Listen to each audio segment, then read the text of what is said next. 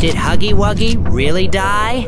Huggy might not be dead, and in fact, we have several pieces of evidence supporting this theory. I'll share them with you and jump right into the topic, so make sure you watch till the end to not miss any detail. Your like on the video can help me create more theory videos!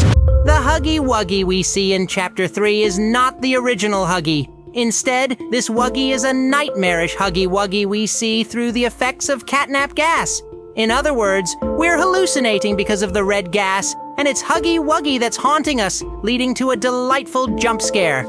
I love the fact that the game forces us to experience the fear of a jump scare. The reason I mention this event is to ensure that I don't present you with a simple and silly theory like Huggy Wuggy didn't die because we saw him in Chapter 3. Now let's dive deeper into this topic to properly answer why Huggy Wuggy isn't dead. We need to focus on his past. How did Huggy Wuggy die? We made Huggy Wuggy, the most beloved character in Poppy Playtime, fall by dropping a box on his head. However, technically, we have no evidence that Huggy Wuggy died, and the most interesting part starts right here. In Chapter 2, Mommy Longlegs was the main antagonist, and we witnessed her demise, as well as her being captured by the Shredder. In Chapter 3, we saw our main character, Catnap, being captured by Prototype, and we had evidence, if you noticed in all chapters, Prototype gathers all the main characters, but in the first chapter, we didn't see any evidence that Prototype took Huggy. The theory starts right from this moment because they left it open. We only saw him falling into the abyss. Now, let's add one more piece of information. Defective toys are forbidden to be used in the factory, but Huggy Wuggy could have survived the fall without any injuries because we didn't see any evidence that any part of his body was damaged. In her speech in Chapter 3, Pomni said, "You killed Huggy and you killed Mommy." We've all seen you. How capable you are. You killed Huggy. You killed Mommy. You freed me. You are perfect for this. That moment made me think, okay, it's confirmed that Huggy died. But then I thought, why are we trusting Pomni's words anyway? If Pomni knew everything, she could have predicted the train crash in advance, but she didn't, which means Pomni doesn't know everything.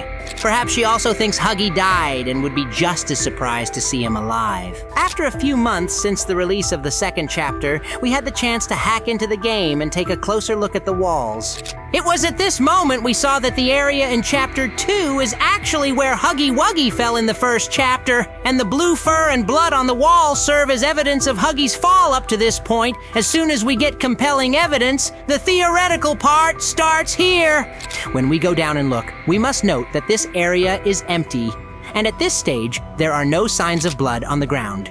We must acknowledge that if Prototype somehow caught Huggy, this place would be in a disastrous state. Because in both Chapter 2 and Chapter 3, whenever we see the main characters caught, there's a huge mess around.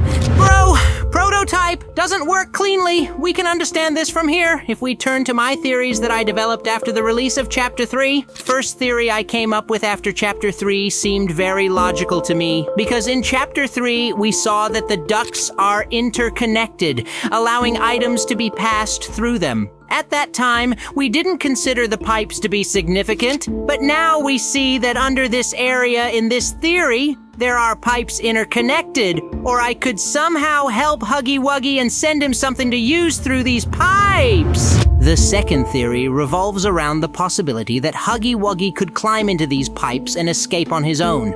Huggy could have found himself in a tough situation, leaving him no choice but to escape on his own. The third theory is that Prototype actually killed him at this moment in this area, which we wouldn't have seen without hacking. The developers didn't pay much attention because regular players would never see this part, so the developers left this area empty without much concern.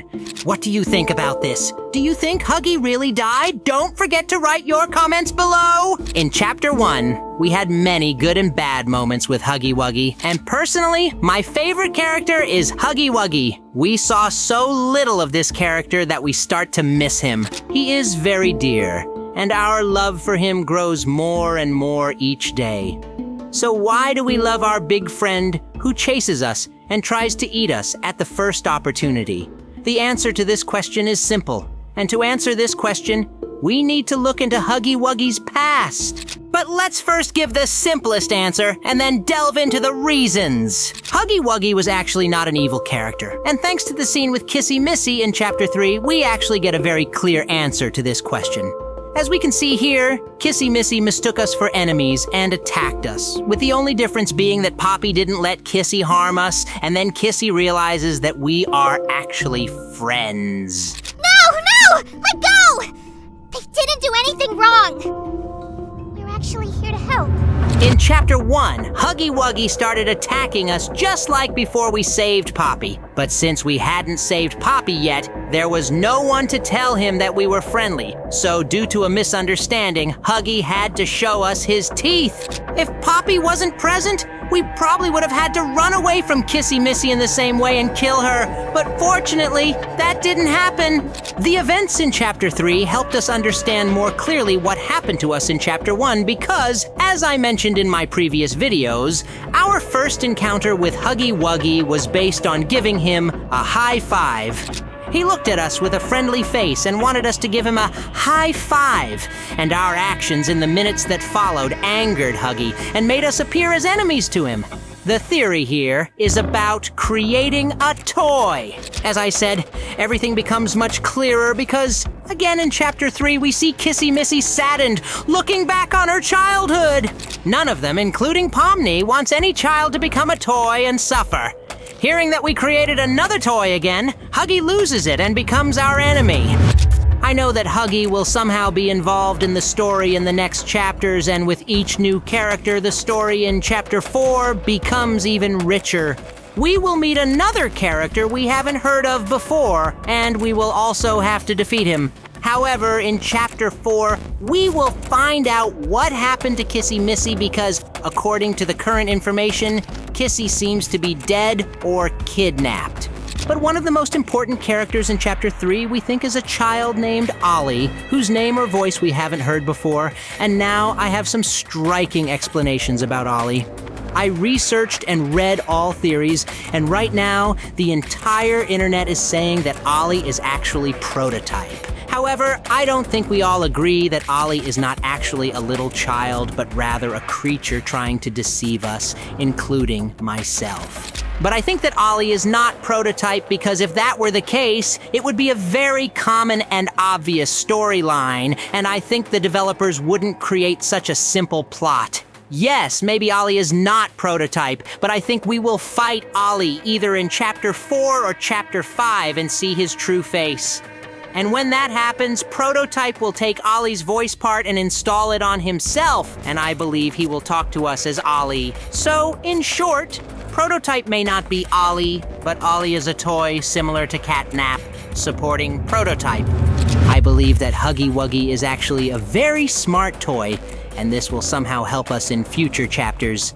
But you might ask, Huggy died, how could this be?